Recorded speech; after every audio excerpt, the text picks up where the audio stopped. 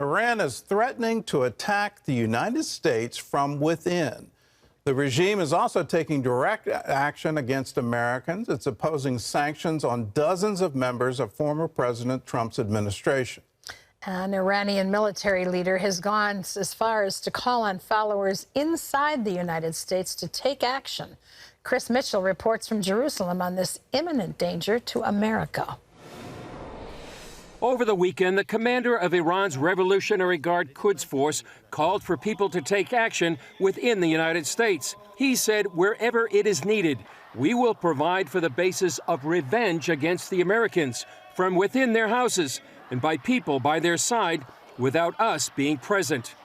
In reply, White House National Security Advisor Jake Sullivan declared, "Make no mistake, the United States of America will protect and defend its citizens. This includes those serving the United States now and those who formerly served." Victoria Coates is one of the 51 on the sanctions list who served as Deputy National Security Advisor in the Trump administration. She warns Iran has attempted attacks on U.S. soil before. They have expressed the intent to do violence against people in the United States. You go back to the 2011 plot against the then Saudi ambassador to the United States. Obviously, they are willing to do that. So far, Iran has not been successful on U.S. soil, but Coates says they only have to be successful once. She says it serves as a wake-up call to the Biden administration. I would like them to see the Iranian regime for what it is. This is what they do. And so when you are attempting to negotiate with them, bear this in mind. The smiling face you see across the table from you is maybe not the real face of this regime. And look at their actions, not at their words or what they might be willing to say in Vienna. Coates warns about being too eager to enter into a nuclear agreement. In the meantime, talks resumed in Vienna to restart the Iranian nuclear negotiations. Israeli Prime Minister Naftali Bennett said Israel was not bound by the outcome of the talks.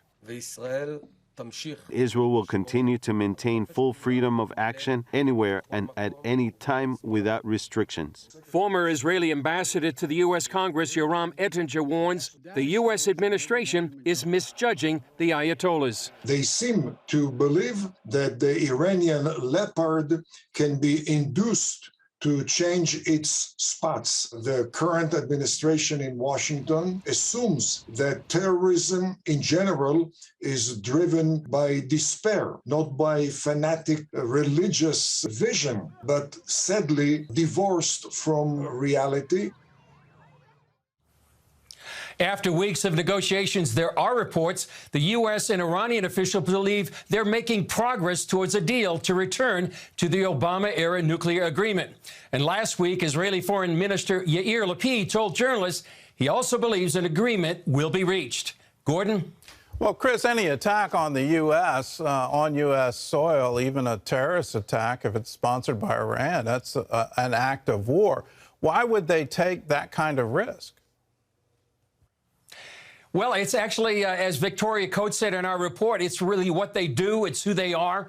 They not only tried to kill that Saudi ambassador in Washington, D.C., they tried to kidnap an Iranian activist in New York City. The FBI broke that up. But I think you need to see Iran and this regime not just through the prism of an aspiring nuclear power, but they are the world's state sponsor of terrorism. And they have terror proxies in Yemen, Lebanon. They have tentacles around the world. And Gordon, it's all part of their DNA that they would be so bold to go make threats. You know, it's interesting that they're in Vienna negotiating with the U.S., and there in Tehran, they're threatening U.S. officials or former U.S. officials. In your piece, you have a comment from an Israeli that the U.S. State Department really just doesn't get it, that they think terrorism is driven by despair and not by ideology. If that's true, then I think we're all in trouble, that we're not understanding the true root of this. Exactly. I mean, he was making the point in our interview that, you know, an economic or diplomatic presence, so to speak, to Iran is going to change their attitude.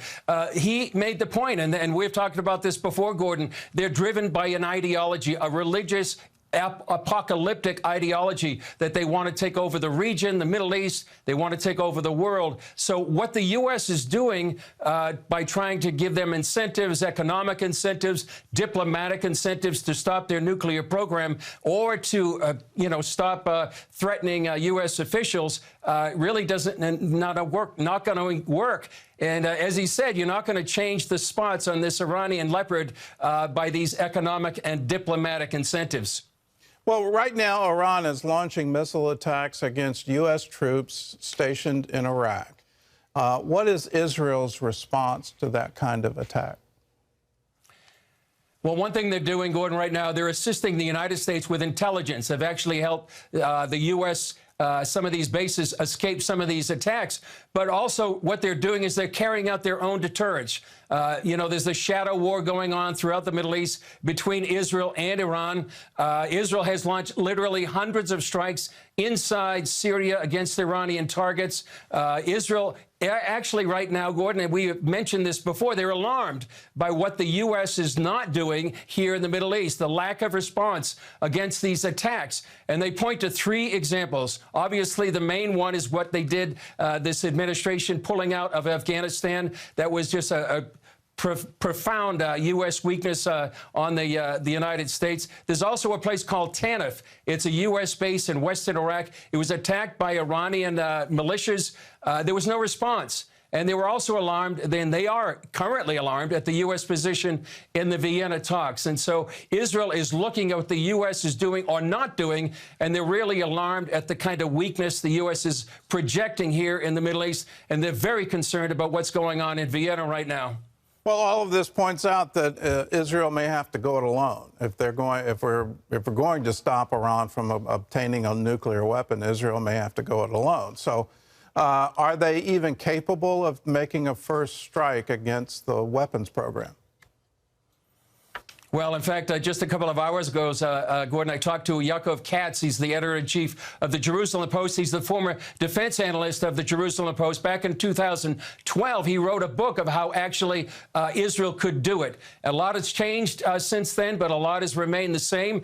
The bottom line is that they can't allow a nuclear Iran. You know, the Begin Doctrine, which means former Prime Minister Menachem Begin said, we will never allow one of our neighbors to get a weapon of mass destruction. But they also have to weigh the consequences. What you're going to have is an immediate war with Iran if Israel attacks the nuclear facilities, the proxies, Hezbollah, Hamas as well. And then they have to weigh the consideration. Will Iran just rebuild once they attack?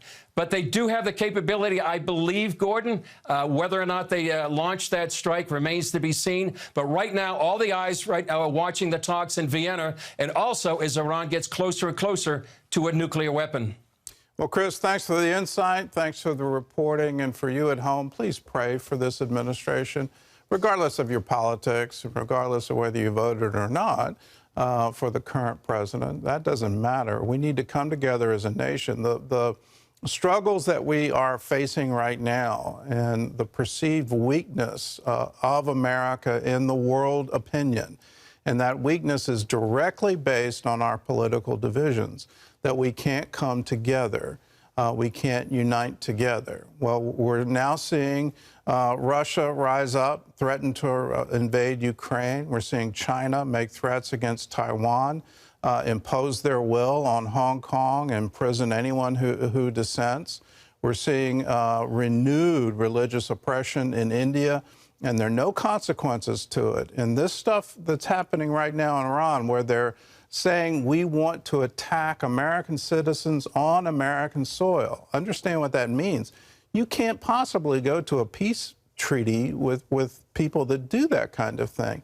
But we seem to be wanting to do it. So let's pray that they get wisdom, that their eyes are open and they understand the true threats. And let's also pray for our country that we can come together and unite. One nation under God, indivisible.